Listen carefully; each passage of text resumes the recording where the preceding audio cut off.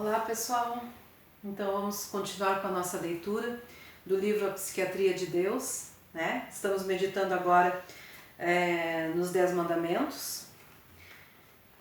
Não adulterarás. Quando um pastor tem que discorrer sobre o 7º mandamento, não adulterarás, ele precisa usar de muito tato e reverência para que suas palavras de reprovação não se tornem como o farol de Paros, que algumas vezes conduzia à destruição os barcos aos quais, na verdade, deveria indicar o caminho da salvação. Este pecado deve ser discutido o mínimo possível, mas já que Deus lhe confere certo grau de seriedade ao colocá-lo junto de não matarás, e uma grande parte da nossa sociedade tende a considerar o adultério apenas uma falha inofensiva moral e não uma violação da lei de Deus, precisamos estar sempre lembrados de que Deus realmente disse: não adulterarás. Certo professor de teologia disse à sua classe o seguinte: cerca de 50% da miséria humana é causada pela desobediência desse mandamento. Essa afirmação parece um pouco exagerada, 50%. Os alunos não a aceitaram, mas um deles, depois de alguns anos de ministério, disse que descobrira que seu mestre tinha razão. Passe comigo algumas horas no gabinete pastoral de uma igreja central de uma grande cidade, ou ouça minhas palestras telefônicas, leia minha correspondência, converse com aqueles que me procuram pessoalmente. Você também se convencerá de que a declaração daquele professor estava correta. Desejo propor aqui 3 questões às quais tentarei também responder. O que é adultério? Por que é errado? O que devem fazer as pessoas que violaram esse mandamento? O adultério é a violação do voto de fidelidade conjugal.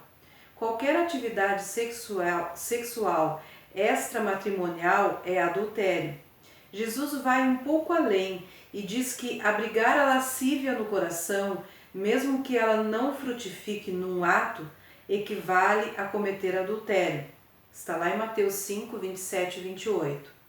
Sei que algumas vezes um pensamento penetra na mente sem que o possamos impedir, mas transformar esse pensamento em luxúria significa conservá-lo na mente, deleitar-se secretamente, incorporá-lo à nossa vida. É errado porque Deus assim o declarou, e o Senhor assim o fez porque é um ato que afeta outros. Qualquer um que tenha um pouco de consciência terá sentimento de culpa se violar essa lei. Sei de pessoas que cometeram furtos e os justificaram ao ponto de se convencerem de que não tinham feito nada de errado. Pode até haver alguém que cometa um homicídio e se sinta até certo ponto justificado. Entretanto, nunca encontrei ninguém que desobedecesse esse mandamento e o justifique. Aquele que quebra esse mandamento fica com a consciência marcada. A reação de todos os homens que transgridem essa lei é a mesma de Davi. Meu pecado está sempre diante de mim. Diz lá em Salmo 51, 3, declaração de Davi, né? O adultério é um erro, porque resulta em muitos erros. Uma ferida mental é como uma ferida do corpo. Quando cortamos um dedo, não sentimos logo uma dor muito forte, mas se o corte se infecciona e o germe entra na corrente sanguínea e circula pelo organismo, poderá ocasionar a morte. O arrependimento é um ferimento espiritual. É um corte profundo, terrivelmente doloroso, mas é uma ferida limpa, a não ser que seja invadida pela amargura, ressentimento ou autopiedade, senão ela cicatrizará. Quando cometemos um erro qualquer, o resultado é uma ferida infecta que não se cicatriza. Ela nos rouba a paz de espírito, incomoda a consciência, causa distorção da mente. arma um conflito interior, enfraquece nossa força de vontade e destrói a alma. Phillips Brooks disse: mantenha-nos livres de dissimulações e até mesmo da necessidade de dissimular. É horrível quando se tem que encobrir alguma coisa, quando temos que evitar olhares, quando para nós existem assuntos que não podem ser mencionados, então nossa alegria de viver foi perdida. O adultério é um mal, principalmente porque ele destrói o casamento. Estou me lembrando de uma bela cena de uma peça onde um casal em foco havia adquirido recentemente um carro novo e a esposa comprara um chapéu novo.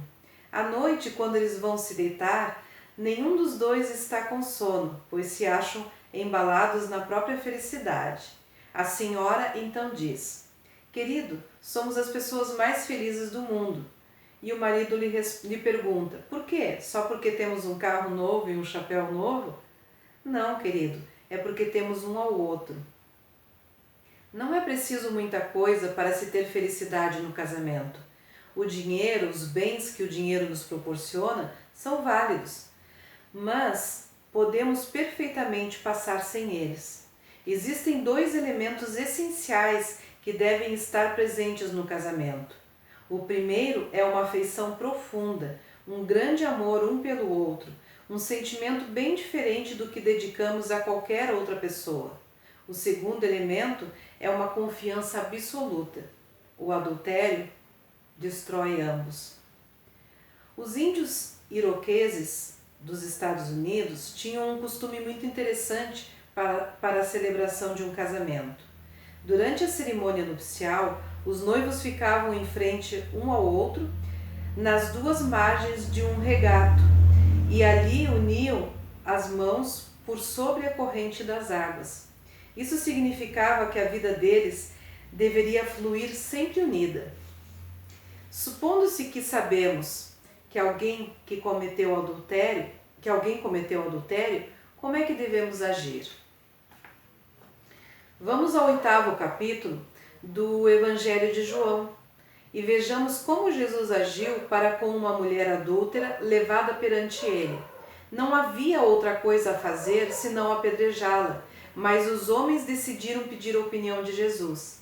A solução que ele teria para aquele ou qualquer outro erro nunca seria o apedrejamento. Ele odiava o pecado, mas nunca deixava de amar o pecador. Quando eu era criança e residia em Tati, na Geórgia, o senhor Sam Tati contou-me um fato que me impressionou bastante. Havia na cidade um bêbado que era conhecido de todo o povoado. Certo dia, encontrando-se com o senhor Tati pela manhã, o homem lhe disse: Sam, os moleques me atiraram pedras ontem à noite. E replicou Tati: talvez eles estejam querendo melhorá-lo. Bem, retrucou o pobre homem, nunca ouvi dizer que Jesus atirasse pedras numa pessoa para melhorá-la. Jesus encontrava-se no meio do grupo, tendo diante de si a mulher culpada. Então ele se inclinou e começou a rabiscar no chão. Que será que ele escreveu? Depois, em voz calma, mas audível, falou: aquele que estiver sem pecado, atire a primeira pedra. E novamente se inclinou e recomeçou a escrever na areia. Ele conhecia muito bem aquele tipo de pessoa presunçosa que estava sempre pronta a acabar de afundar os outros. Eu creio que ele deve ter escrito palavras tais como mentiroso, ladrão, hipócrita, etc. Então, um a um daqueles homens, antes tão empenhados em condenar a mulher, deixaram cair as pedras e, envergonhados, se esgueiraram dali. Segue-se então uma das mais grandiosas cenas da Bíblia. O Imaculado Salvador está à frente com a mulher, sozinhos. Nenhuma palavra dura parte de seus lábios. Não lhe dirige nem mesmo um olhar de censura. Ele simplesmente diz com ternura e amor: nem eu te condeno. Vai e não peques mais. Parece-me ver aquela cena mentalmente. A mulher se levanta, colocando-se de pé, ergue a cabeça, ombros aprumados, porquanto o peso de sua alma já foi retirado. Sente-se envolvida por um novo sentimento de autoconfiança e pela alegria de receber nova oportunidade. Diz-nos a tradição que foi ela quem se prostrou aos pés da cruz ao lado de Maria, sua mãe, e que ela foi a primeira pessoa a receber a notícia da ressurreição do Senhor e a gloriosa incumbência de contá-la aos outros. Quando Deus anunciou o nascimento de Cristo, enviou anjos do céu. Foi um privilégio negado ao homem, mas para falar de sua ressurreição, foi o homem mortal o escolhido. Qualquer que seja meu pecado, Cristo, e somente Cristo, pode retirar minha culpa e dar-me vida eterna. Obrigado por me acompanharem na leitura de mais um capítulo. Desculpem os cachorros latindo sem parar, mas eu creio que a voz ficou mais alta, né, e a mensagem foi passada. Até a próxima leitura. Um beijo, um abraço. Fiquem com Deus.